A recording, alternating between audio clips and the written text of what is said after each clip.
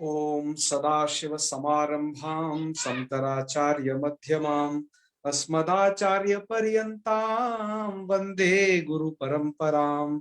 वाक्यकारं वररुचिं भाष्यकारं पतंजलिं पाणिनिं सूत्रकारं च प्रणतोऽस्मि त्रयम्। मित्राणि सर्वेभ्यो नमो नमः। आज हम तालव्य शकारांतों में जो एक कल बचा हुआ था दृश्य शब्द उसको पढ़ेंगे और इसके बाद हम मूर्धन्य शकारांत शब्दों में शजुष और आशीष इन शब्दों को आज पढ़ेंगे। तो चलिए प्रारंभ करते हैं। यह जो दृश्य शब्द है जिसका अर्थ होता है लोचनम अर्थात आंखें अथवा दृष्टि, ये भी हो सकता है। ये शब्द क्विप प्रत्यांत है। क्विप प्रत्यांत होने के कारण यहाँ पर कुछ चीजों के लिए याद रखना है कि क्विप प्रत्यय के कारण यहाँ क्या होना चाहिए जो नहीं हो पाएगा। तो आइए इसकी प्रक्रिया को प्रारंभ करते हैं। इसकी प्रक्रिया के लिए जैसे ही हम शु विभक्ति लाते हैं तो दृश्य स इस प्रकार की स्थिति होती है। इसके बाद इस तालव्य शकार को हमेशा मूर्धन्य शकार करता है। भ्रश्य भ्रश्य यह सूत्र, सो मूर्धन्य शकार किया, स्थिति हो जाएगी दृश्य इस प्रकार की। इस प्रकार की स्थिति होने पर अब लगाना है झलाम जसोमते, तो स्थिति हो जाएगी दृढ़ झलाम जसोमते के बाद। अब यहाँ पर हमें कुत्व करना है, तो कुत्व यहाँ पर हम किससे करें? कहा ये यहाँ पर देखो चोहकू सूत्र द्वारा बिल्कुल भी कुत्व हो नहीं सकता है। उसमें कारण ये है कि यहाँ पर चवर्ग नहीं, ठीक है। यहाँ तो क्या है, डकार है, वो तो चवर्ग को कवर्गंतादिश करता है, तो चोकू कुत्व नहीं कर सकता। दूसरे बात विचार करना है कि क्या कुन प्रत्यय से कुह सूत्र द्वारा कुत्व हो सकता है क्या? कहा जी कुन प्रत्यय से कुह सूत्र द्वारा भी कुत्व नहीं होना चाहिए, क्योंकि ये शब्द क्विन्नंत नहीं है, ये शब्द आपका दृश्य शब्द क्विप प्रत्यांत है। तो यहाँ पर क्विन प्रत्यय से कु द्वारा कुत्व नहीं होना चाहिए। लेकिन यहाँ क्या किया गया है, ये शब्द क्विप प्रत्यांत है, क्विन्नंत नहीं है, फिर भी यहाँ पर कुन प्रत्यय से कुह सूत्र द्वारा कुत्व किया गया है। कैसे किया गया है, क्या है वो तरीका, उसके लिए लघु सिद्धांत कौमुदीकार ने मूल में एक पंक्ति लिखी है श्याम सुंदर जी। वो पंक्ति ये है, ये आपको जो ब्लैक अक्षरों में दिखाई दे रही है कि तदादिषु इति दृशेः क्विन विधानात् अन्यत्रापि कुत्वम, ये आपका मूल ग्रंथ जी। असल इसमें वो रहस्य छुपा हुआ है। हमने कैसे आपको कैसे समझाएं, तो एक प्रश्न इसके लिए लिखा कि बात यह है कि यहाँ पर प्रश्न यह होना चाहिए जो हमने अभी आपको बता रहे थे। कह रहे दृश्य इत्यस्य क्विप प्रत्यांतत्वेपि, दृश्य यह जो शब्द है ये क्विप प्रत्यांत है, तो दृश्य इत्यस्य क्विप प्रत्यांतत्वेपि क्विन प्रत्यस्य कु इति सूत्रेण कथम कुत्वम्, तो क्विन प्रत्यस्य कु से कैसे कुत्व हो गया, ये है प्रश्न। तब इसका उत्तर आप इसका उत्तर ये कहना जो लिखा हुआ है वो उत्तर क्या है, उसमें भी कुछ चीजें जोड़ लेना, नहीं तो अधूरा उत्तर समझ ना आएगा है जी। जी तो मैं ये जोड़ ले से वहां पर लिखा हुआ है कि त्यदादिषु इति, त्यदादिषु इति का मतलब है त्यदादियों में दृशो अनालोचने कयच इति सूत्रे। फिर आगे पंक्ति दिया, अभी इसका पंक्ति का अर्थ देखिए, भावार्थ आप बाद में समझ जाओगे। फिर आगे दिया है दृशेः क्विन विधानात्, दृशेः क्विन विधानात् का मतलब है दृश्य धातु से हाँ, दृश्य धातु से क्विन विधान होने के कारण, कहने का मतलब क्या है कि क्विन प्रत्यांतो यस्मात् दृष्टः इत्यर्थकस्य बहुब्रीहि स्वीकारात्, क्विन प्रत्यय जी। जिससे देखा गया हो ऐसे अर्थ वाला बहुब्रीहि समास स्वीकार कर लेने से क्या हो जाएगा। जैसे क्विन प्रत्यय किससे देखा गया है, तो देखो क्विन प्रत्यय जो देखा गया है वो इससे उपपद रहते ही देखा गया है। जैसे तद उपपद रहेगा तो तादृश बन जाएगा जी। है, जी। और अस्मद के उपपद रहते अस्मादृश और अथवा मादृश बनते हैं, जी। और यत के उपपद रहते यादृश बनते हैं, मतलब यादृक। ये दृश धातु ही है। जी। लेकिन वो जो क्विन प्रत्यय है वो उपपद रहते हुए देखा गया, मतलब और शब्दों के पूर्व में रहते हुए देखा गया। जी।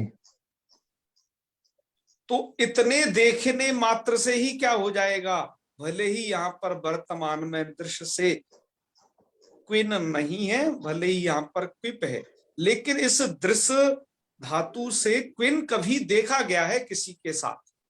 जी। तो इसलिए क्या होगा, क्विन प्रत्यय यस्मात् दृष्टा इत्यर्थकस्य बहुब्रीहि स्वीकारात्, ऐसा बहुब्रीहि समास स्वीकार कर लेने से अन्यत्रापि, अन्यत्रापि का मतलब है कि वर्तमाने क्विप प्रत्ययस्य अभावेपि, वर्तमान में यहाँ पर ये शब्द क्विप प्रत्यांत नहीं है, वो क्विन क्विन प्रत्यांत नहीं है, तो क्विन जी। प्रत्यय के अभाव होने के कारण, लेकिन इससे क्विन कभी तो हुआ है। जी।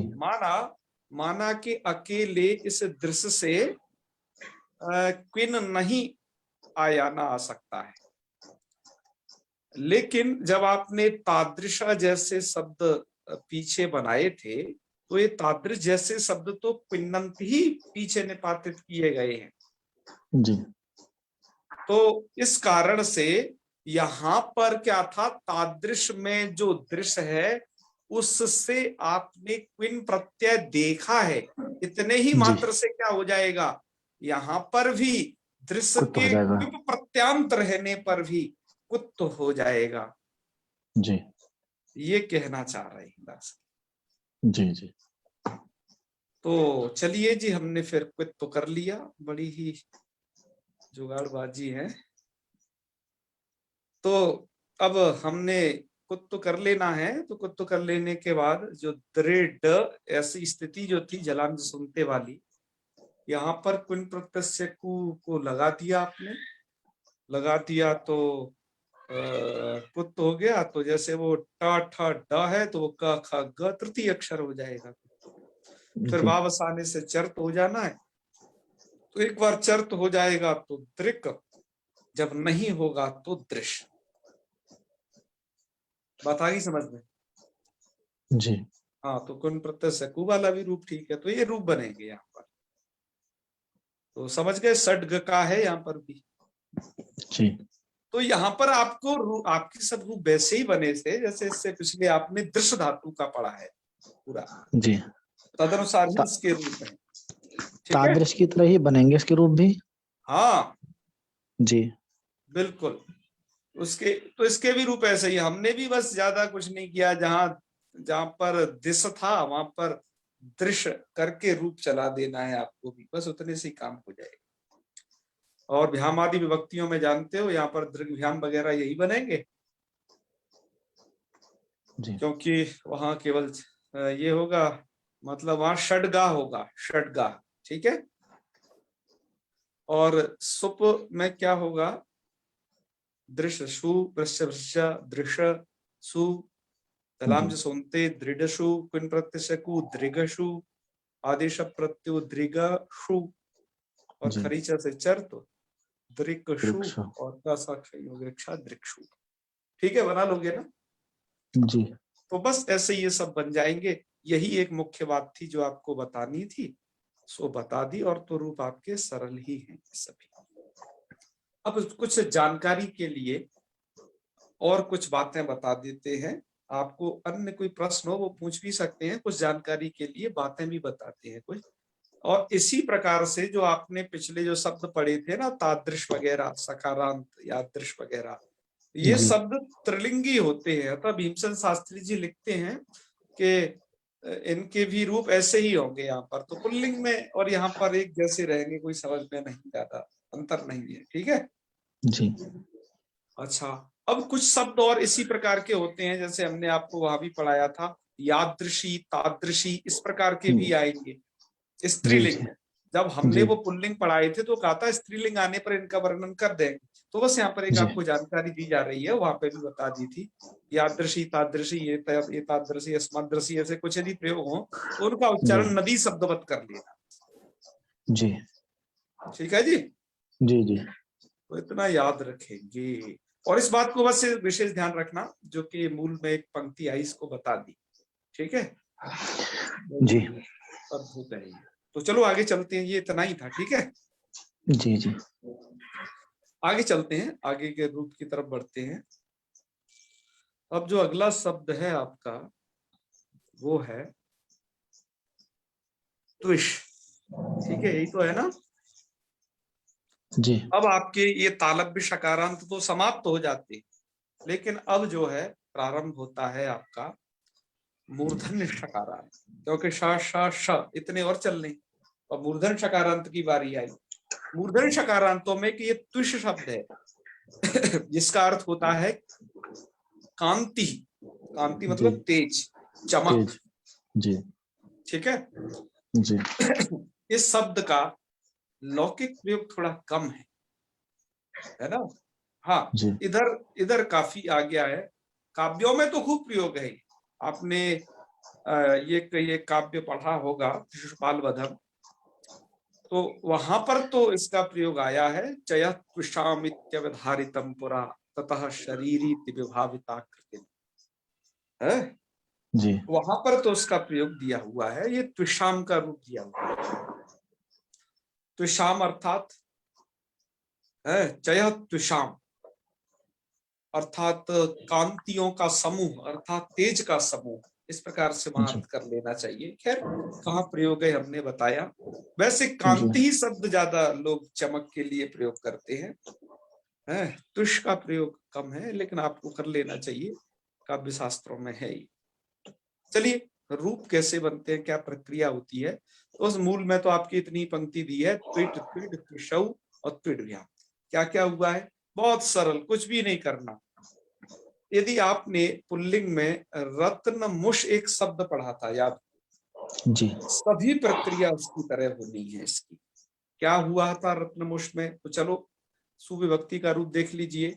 जैसे यहाँ पर त्विष सा आएगा, सकार का हल्नियादि लोप कर देना और शकार को सीधा जलांत सुनते लगा देना, जी त्विड, और ट्विड वावसाने से चर तो कर लेना वैकल्पिक, तो त्विट त्विड दो रूप बनेंगे। जी जी दो रूप बनने के बाद स्थिति हो जाएगी आपकी, मतलब सभी रूप वैसे बनेंगे, त्विट त्विड त्विषौ त्विषा, संबोधनम में हे त्विट हे त्विड हे त्विषौ हे त्विषा, तुषार और त्विषम त्विषौ त्विषा, त्विषा तुडिभ्याम तुडिभि, है ना। जी त्विडभ्याम त्विडभि त्विषे त्विडभ्याम त्विडभ्या त्विषा, त्विडभ्याम त्विडभ्या त्विषा त्रिशोः शोह त्विषाम, तुष और त्विषी त्विषोः। शोह तुत्सु सुपवृत्ति में देखिए थोड़ा सा, त्विष सु पकार की संज्ञा कर देना, त्विड शु, अब आपको यहाँ पर लगा देना है झलाम, ना झलाम सुनते लगा करके शकार को डकार हो गया तो त्विड शु। अब क्या करिए, अब डकार हो गया तो डहसी धुट, डकार के बाद सकार है तो धुट हो जाएगा, धुट हो जाएगा तो त्वीड धशु, और अब चर्त कर देना है, दो दो दो बार चर्त करना है, पहले धकार को तकार, और जब वो तकार में बदल जाए तो डकार को टकार। तो नीचे वाली स्थिति में देखिए चर्त हुआ है दो बार, तो त्विट तशु, और मिलाएंगे आप त्विट तसु। ठीक है, ये रूप बनेगा पहला। और दूसरे रूप में क्या होगा, त्विटसु, वहां पर धुट नहीं करना क्योंकि धुट विकल्प है ना, तो आपको क्या करना है, ये वाली जो कंडीशन है जहां धुट नहीं हुआ है, त्विडसु, यहीं पर एक बार चर्त करके दूसरा रूप बना लेना, त्विटसु। ठीक है, हाँ त्विटसु ये रूप बन जाएगा दूसरा। तो ऐसे इसकी रूप माला होगी, समझ गए होगे आप। इसके बाद कुछ बहुत ही प्रसिद्ध और भी मूर्धन्य शकारांत कुछ शब्द हैं, जैसे ये एक प्रावृष शब्द है, ठीक है। और दूसरा क्या है, रुष, जी ठीक है जी। जी। तो प्रावृष माने क्या होता है जी? वृष्टिकाल प्रावृत हाँ बनेगा। बिल्कुल बिल्कुल, जी। तो ये है, ठीक है। रुष तो का। ये इसके भी रूप ऐसे ही चलने हैं, क्योंकि ये बहुत ज्यादा प्रसिद्ध है और प्राय प्रयोग भी होता है, तो ये दे दिया हमने, है। तो जी। तो इसके भी रूप ऐसे बना लेना, प्रावृत प्रावृत प्रावृ प्रावृत प्राविशौ प्राविशा प्राविशो प्राविशम प्राविशा। प्राविशौ, सब ऐसे ही बना लेना खटखट। हाँ, प्राविशा प्राविशम प्रावि प्राविशे, और प्राविशा। ये चला लेना, ठीक है। चलाओगे, कौन चलाएंगे ठीक। आप में से? श्याम सुंदर जी, आप ही चलाओ अभी। जी जी। हाँ हाँ प्रावृट प्रावृड प्रावृष प्राविशौ हाँ। प्रावृषः। हे प्रावृट हे प्रावृड हे प्राविशौ हे प्रावृषौ हे प्रावृषः। जी प्रावृषं प्रावृषौ प्रावृषः। प्रावृषा प्रावृड्भ्यां प्रावृड्भिः। जी प्रावृषे प्रावृड्भ्यां प्रावृड्भ्यः। जी। प्रावृषः प्रावृड्भ्यां प्रावृड्भ्यः। प्रावृषः प्रावृषोः प्रावृषां। हाँ प्रावृषि प्रावृषोः प्रावृत्सु और प्रावृत्सु। ठीक है, बहुत अच्छे, ठीक है। अब रुष के भी रूप ऐसे ही चलते हैं, तो रुष के भी रूप आप में से कोई चलाए जो तैयार हो, ऐसे ही चलने हैं बिल्कुल जैसे भी चलाए इन्होंने। तो कौन चलाएंगे, बोले, हाथ खड़ा करें। माता से नमो नमः। नमो नमः। राजमणि जी, आप चलाएंगे? जी जी, मैं चलाऊंगा। चलिए आप चलाइए। अब मंजू जोहरी जी आपको आगे बताते हैं, ठीक है, चलिए इनसे चलवाते हैं, चलिए। रुट हाँ रुट रुड रुषौ रुषः इति प्रथमा। जी जी हे रुट हे रुड हे रुषौ हे रुषः इति संबोधनम। जी जी। रुषम रुषौ रुषः द्वितीया। रुषा रुड्भ्यां रुड्भिः इति तृतीया। रुषे रुड्भ्यां रुड्भ्यः इति चतुर्थी। रुषः रुड्भ्यां रुड्भ्यः इति पंचमी। जी जी रुषः रुषोः रुषाम् इति षष्ठी। जी जी। ऋषि ऋषोः रुट्सु एवं रुट्सु इति सप्तमी। बहुत अच्छे, बहुत अच्छे, वेरी गुड, बहुत अच्छे। आप बढ़िया उच्चारण करते हो, बढ़िया लगा, वेरी गुड। अच्छे से, धन्यवाद भ्राताश्री। जी जी, आपका भी बहुत बहुत स्वागतम। तो पंचतंत्र में एक जगह आता है, अज्ञानावृत चेतशाम अतिरुषाम कोर्थ तिरश्चाम गुणैहि। वहां पर कथा आई है ना, पशु पक्षियों की कथा पंचतंत्र में वर्णित है। तो उसके ही प्रसंग में एक ये सामासिक रूप में बताया गया है, अतिरुषाम, मतलब एक अति शब्द के साथ इस रुष का समास करके इस पद का वहां वर्णन किया गया है। आपको उस पद्य में ये आया हुआ है कि अज्ञानावृत चेतशाम अतिरुषाम कोर्थश्चिरतिरश्चाम गुणैहि, के जो अज्ञानावृत हैं, कौन? जीव जंतु, उनमें जी ज्यादा विवेक नहीं होता ना, बहुत ज्यादा। अज्ञानावृत चेतशाम अतिरुषाम, और क्रोध भी बहुत होता है। यदि कुत्ता पागल हो जाए तो अपने ही स्वामी को काट लेता है, तो अति रोष होता है, ठीक है। और ये तो हमारे पालतू वाले जानवरों की हालत है, जंगलियों की तो बात छोड़ो, वो तो अति ज्यादा क्रोधित होते हैं। तो कोर्थस तिरश्चाम गुणैहि, उनको क्या मतलब है उन तिरश्चों को, अर्थात उन पशु पक्षी जो तिर्यक योनि है, उसको आपके गुणों से कोई लेना देना नहीं है कि आप कितने सुंदर हैं, कि आप कितने अच्छे वैयाकरण हैं, आप कितने अच्छे साहित्यिक हैं, कितने अच्छे नैयायिक हैं, आप डॉक्टरेट डिग्री धारक हैं अथवा प्रोफेसर हैं, इससे उन्हें कोई मतलब नहीं। क्यों? तो उसके ऊपर की, दरअसल ये तो लास्ट वाली पंक्ति थी, है ना। जी। दरअसल उसके ऊपर की पंक्तियां कुछ इस प्रकार हैं। सिंहो व्याकरणस्य कर्तुहर प्राण प्रियान पाणिनि। सिंह ने पाणिनि जी को मार के खा गया था, एक ऐसी कथा प्रचलित है। मतलब सिंह, पाणिनि जी जितने अच्छे सूत्रों के ज्ञाता थे, उनकी मृत्यु एक सिंह के द्वारा हुई, ठीक है ना। क्योंकि उसको थोड़ी ना पता था कि व्याकरण के आदि पाणिनि सूत्र मतलब ये पाणिनि जी है, ये वो थोड़ी ना जानता था। इन्होंने इतने बड़े सूत्र रचे है, वो थोड़ी ना जानता था। तो बच के रहना चाहिए इन सब चीजों से भाई, यही कहने का मतलब है। ये मत समझ लेना कि तुझ में भी ब्रह्म और मुझ में भी ब्रह्म, तो ब्रह्म से ब्रह्म की मुलाकात हो जाए। ये नहीं समझना। दरअसल ये आप जानते हो कि मुझ में भी ब्रह्म और तुझ में भी ब्रह्म, वो सामने वाला हिंसक पशु या पक्षी नहीं जानता है कि वो ब्रह्म और जगह वो नहीं देख रहा है। तो इस शब्द का एक जगह प्रयोग था थोड़ा, है उस पूरे पद्य को आप देख लेंगे उस पंचतंत्रम से। आइए आगे बढ़ते हैं। अब मूर्धन्य शकारांतों में ही अग्रिम शब्द है, दो शब्द हैं अग्रिम, हमने उनको यहाँ पर एक साथ लिखा हुआ है। और वो हैं आपके ये शजुष और आशीष। मित्रों, जो ये शजुष शब्द है, ये शब्द त्रिलिंगी है, ऐसा गीता प्रेस के टिप्पणीकार कहते हैं। ये शब्द त्रिलिंगी है, अर्थात तीनों लिंगों में हम इसका प्रयोग कर सकते हैं। तो मुझे लगा तीनों लिंगों में प्रयोग करेंगे तो पुल्लिंग में और यहाँ स्त्रीलिंग में तो अंतर नहीं पड़ेगा, ठीक है। नपुंसक लिंग का सोचा जाएगा आगे, अभी आने वाला है, वहां पर भी कुछ बता दें, वो तो यही बनेगा। तो शजुष का अर्थ होता है मित्रम।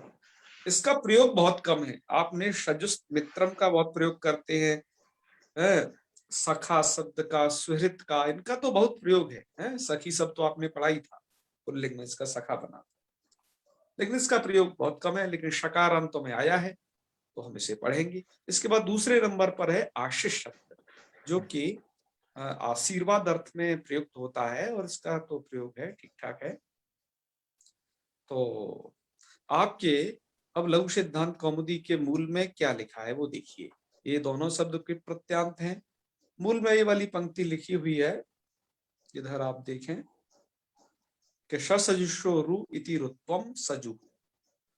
अब ये क्या है, मतलब आपने एक सूत्र पढ़ा था पीछे, सजसोरु। वो सूत्र क्या करता था, पदांत शकार को और सजुष के सकार को रू करता था, ठीक है जी। तो अब आपकी बारी आ गई कि सजुष का श यहां मिलने वाला है, ठीक है जी। जी जी। क्या मिलने वाला है, सजुष सजुष का का। सा। तो चलिए सजुष का श मिलेगा, तो स्थिति ये हो जाएगी, नीचे वाली पट्टी पे देख लीजिए, रूप सिद्धि दी गई है सजुष और सु का सा, उस सकार का हलन्यादि लोप कर देना, और जो मूर्धन्य शकार है उसको सजुषो रूप से रू बना, ठीक है जी। तो सजुषो रू से उसे रू बना लिया, तो स्थिति हो जाएगी सजुर ह्रस्वकार वाली। लेकिन एक सूत्र आपने पीछे पढ़ा था, रवोरुधाया दीर्घ इकहा, रेफ और वांत धातु की उपधा को दीर्घ हो जाता है जी। तो यह रेफांत की उपधा है, मतलब जी। र अंत वाला है, उसके उपधा में उकार, उसको दीर्घ करके तो सजूर बन जाएगा। और यहाँ पदांत है, पदांत झली पदांते चाहिए है, तो यहाँ पर पदांत है, पदांत होने के कारण दीर्घ हो जाएगा, तो रूप क्या बन जाएगा, सजूर। उस रा को कर देना विसर्ग, रुत्व विसर्ग, तो रूप बन जाएगा आपका क्या, सजूहु, ठीक है। प्रथमा का रूप समझ गए, जी। बिल्कुल, यहाँ का रूप होगा सजूहु।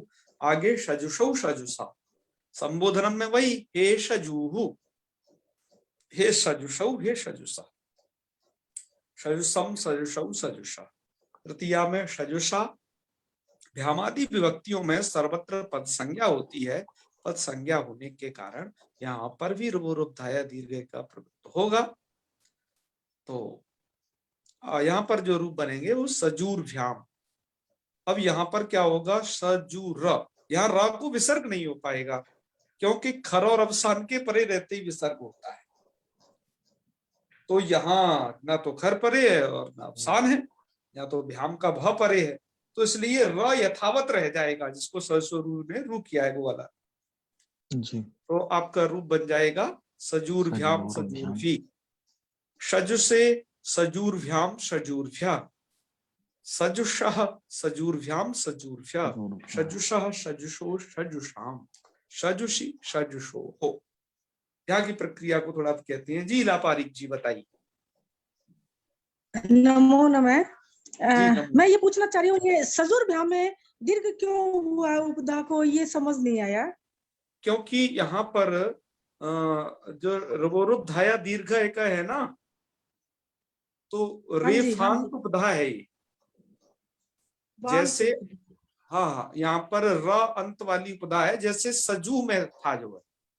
हाँ जी, तो हलादियों में तो सर्वत्र दीर्घ हो जाएगा उपधा को, क्योंकि पद संज्ञा मिली जाएगी वहां पर। तो अजादियों में नहीं कहीं होगा किसी भी विभक्ति में। वहां पर जो दीर्घ है वो रवोरुपधाया दीर्घ है का, इस सूत्र के कारण। ठीक है। हाँ जी, हाँ जी।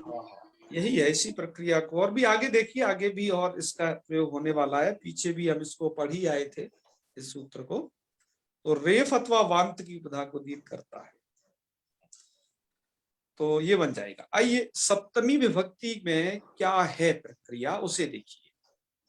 जब आप सप्तमी का बहुवचन सुप लाते हो तो हमारी स्थिति ये होती है, थोड़ा ऐसे जूम कर लेते हैं, अब ठीक दिख जाएगा। तो हमारी जो स्थिति है वो ये होती है सजुस सु। ऐसी स्थिति में क्या करना है, ससुरु, यही करना है, किया आपने। तो ये करना है पहली बात। और दूसरा क्या करना है, रवोरुपधाया दीर्घ का ये भी लगाना है। तो हमारा फाइनली क्या हो जाएगा, शा को रू का बचता है रा, और उपधा को दीर्घ करके सजूर बन जाएगा, सजूर सु, ये स्थिति होगी। ठीक है श्याम जी। जी जी जी। अब आगे देखिए, आगे एक सूत्र है, आपने देखा हो, अभी आपने सुना भी था, खरबसारे और विसर्जनीय, ये सु का सा खर परे है जी। खर परे रहते इसको हो जाएगा विसर्ग। विसर्ग हो जाएगा तो स्थिति बन जाएगी सजूह सु। जी। लेकिन विसर्गों को यहाँ सकार कर सकता था एक सूत्र, विसर्जनीय से सा, विसर्गों को सकार हो जाता है दिखर परे हो जी। लेकिन उसका एक अपवाद पढ़ा गया है सूत्र वहीं पर विसर्ग संधि में वासरी। जी। तो इस सूत्र के द्वारा क्या हो जाएगा, विसर्गों को विसर्ग विकल्प से होता है। तो एक बार विसर्गों को विसर्ग हो जाएगा विकल्प से, जी। तो सजूह सु पहला। जी। एक बार विसर्गों को विसर्ग नहीं होगा तो कहने का मतलब है जो विसर्जनीय से सा कार्य करना चाह रहा था उसका भी काम हो जाएगा। जी। तो वो उसको सकार में बदल देगा, तो सजू, तब स्थिति ये हो जाएगी स, इसको दीर्घ उकार सजू, और ये वाला सा रखेगा पहले, तो दंत सकार, दंत वाला सा रखेगा, लेकिन वहां से मूर्धन्य शकार होने वाला है। एक ये सूत्र है नुम विसर्जनीय सर्वव्यवायिकी। तो इस सूत्र के द्वारा क्या हो जाता है, उसको मूर्धन्य शकार हो जाता है। ठीक है, तो हो जाएगा मूर्धन्य शकार। किसको मूर्धन्य शकार, जो ये सु वाला अर्थात ये विभक्ति वाला सा है उसको। तो मूर्धन्य शकार हो जाने के बाद स्थिति बन जाएगी विसर्ग वाले पक्ष में सजुहु शु, और जब ये वाला पक्ष है, ठीक है, जहां विसर्जनी से सा ने सकार कर दिया है, उस पक्ष में इस वाले सा को, अब ये चूंकि मूर्धन्य में बदल गया है तो उस वाले सा को भी मूर्धन्य कर लेना है। तो सजुषु। इस प्रकार से आपके रूपों की यहाँ पर सिद्धि हो जाएगी। ठीक है। हाँ, ये नुम विसर्जनीय सर्ववायपी को यहाँ पर मुझे एक साथ लिखना चाहिए था, ये अलग अलग थोड़ा हो गया है। नुम विसर्जनीय सर्ववायपी एक साथ है, ठीक है, बीच में विसर्ग नहीं। इतना थोड़ा यहाँ पर शुद्धि करके पढ़ लेना। तो इस प्रकार से आपने देखा इस रूप की सिद्धि ऐसे होती है। ठीक है जी। जी। अब इस जैसे आपने सजुस में इन सब सिद्धि को देखा है, इसी तरीके से आपका जो है ये आशीष शब्द भी वैसा ही चलेगा। तो यहां की भी प्रक्रिया बिल्कुल वैसी ही है। यहां पर क्या है, आशीष शब्द है, ध्यान रखिएगा। क्या शब्द है आपका?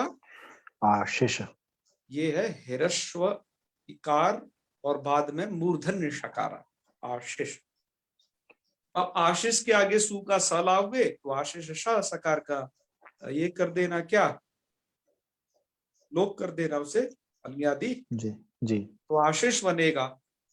अब इस आशीष के सकार को नहीं हो सकता था रुत्व, ध्यान दीजिए, क्योंकि ससजुषो रू कौन से वाले शकार को रू करता है? दंत सकार को। हाँ, दंत शकार को करता है। यदि मूर्धन्य शकार हो तो सजुस वाला ही हो, और किसी भी मूर्धन्य शकार को नहीं करेगा। यहाँ के मूर्धन्य शकार तो आशीष वाला है, सजुस वाला तो है नहीं। अब यहाँ पर कैसे प्रवृत्त होगा ये? तो जी। इसके लिए यह कह लेना चाहिए, आगे एक सूत्र दिया हुआ है दरअसल, शासी वसी घसी नाम च है, उस सूत्र के द्वारा ही अदादि प्रकरण में ये सूत्र आएगा। जब आप अदादि गण पढ़ोगे तो वहां पर ये उससे मूर्धन्य शकार हुआ है यहाँ पर आशीष में, उस सूत्र के द्वारा। और जब ससजुषोरु यहाँ पर लगने के लिए आता है, मतलब पहले वो दंत ही सकार था, जब वो ससजुषोरु लगने के लिए आता है तो वो सासी वसी घसी नाम च के द्वारा किए गए मूर्धन्य शकार को मानता नहीं है जी। उसको, वो दंते ही सकार दिखाई देता है, इसलिए यहाँ पर उसको रू नहीं होता था उससे। हाँ, अब तो हो जाएगा, लेकिन जब उसे दंत के रूप में दिखाई देगा अब हो जाएगा।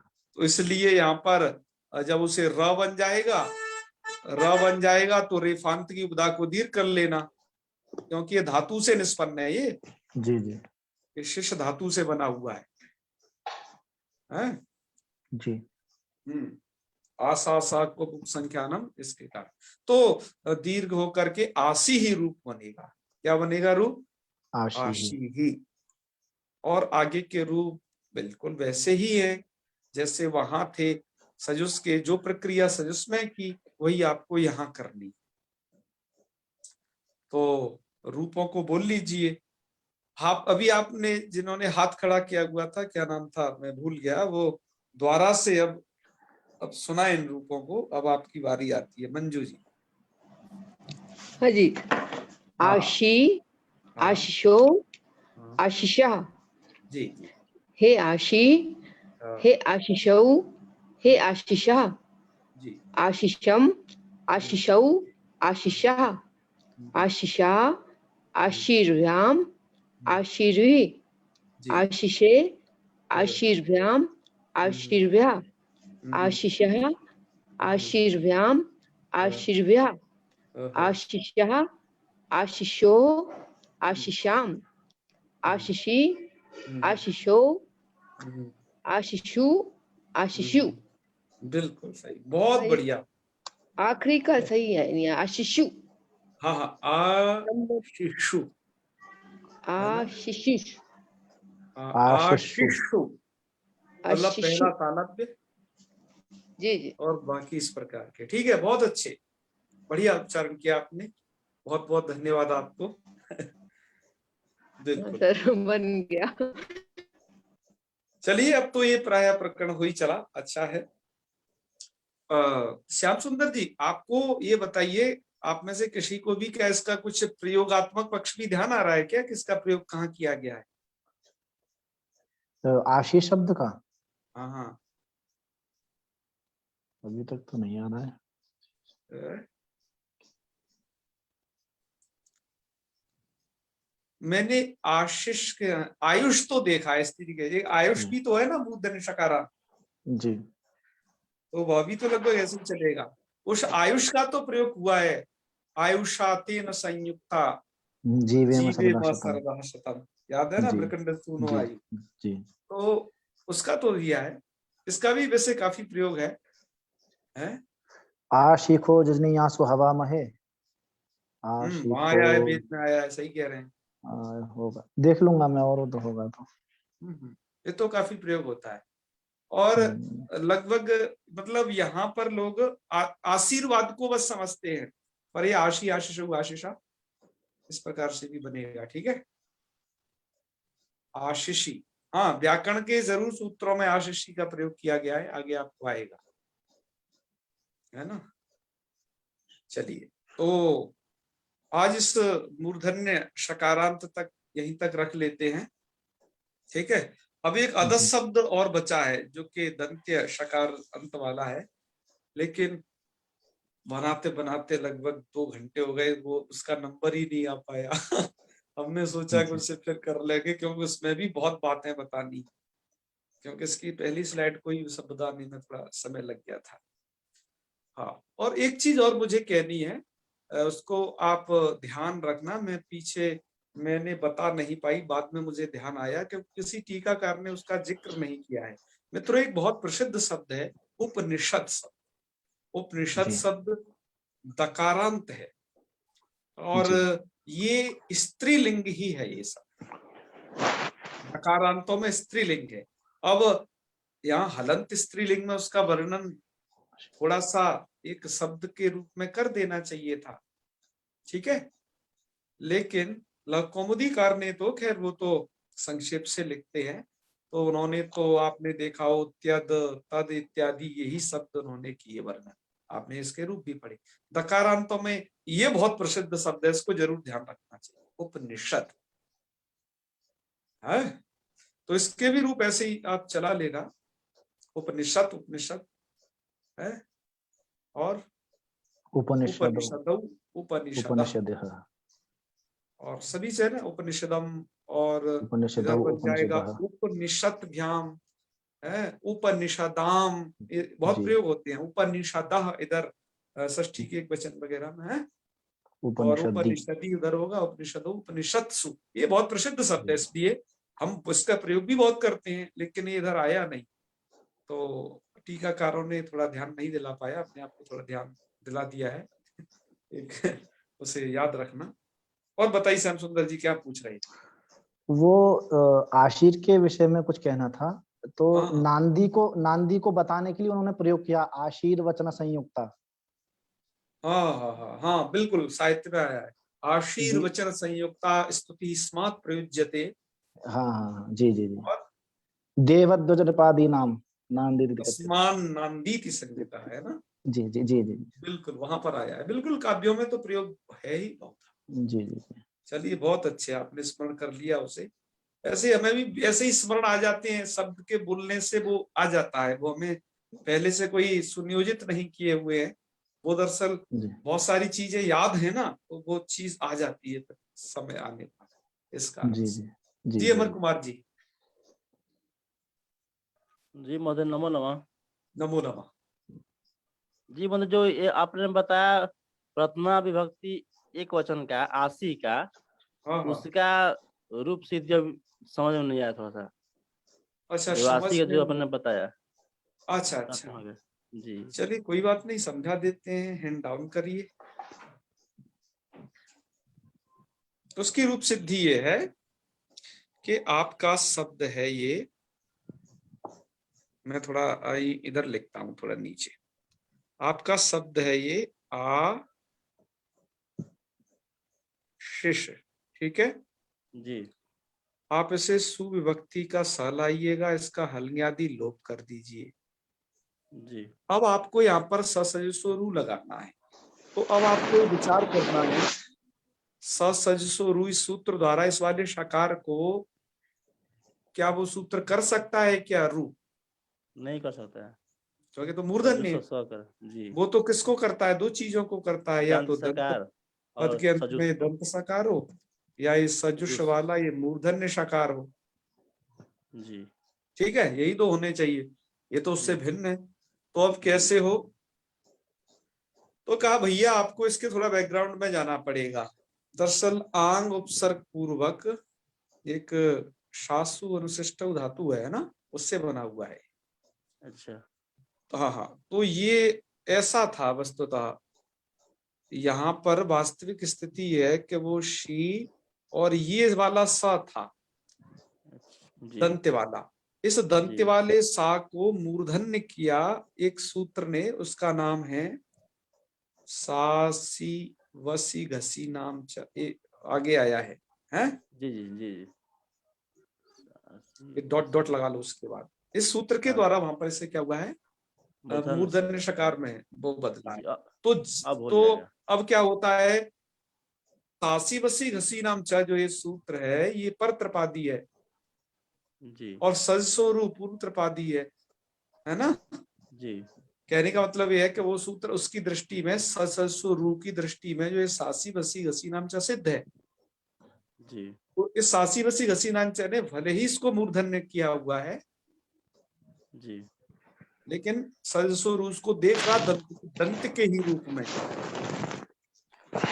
तो दंत के रूप में देखने से क्या होगा, आ शी वो इस मूर्धन्य शकार को भी र कर,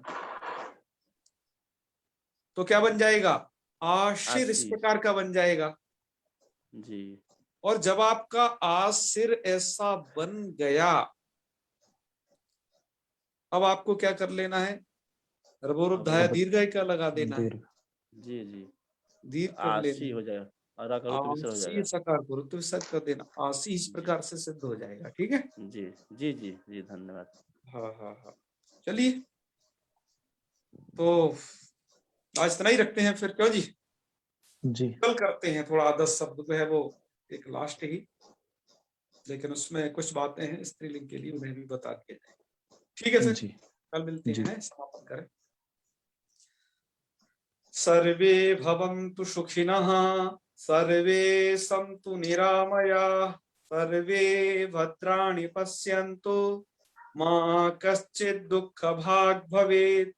ओम शांति शांति शांति। सर्वेभ्यो नमो नमः। शुभरात्रि। प्रणाम प्रणाम भैया। शुभरात्रि। नमो नमः महोदय।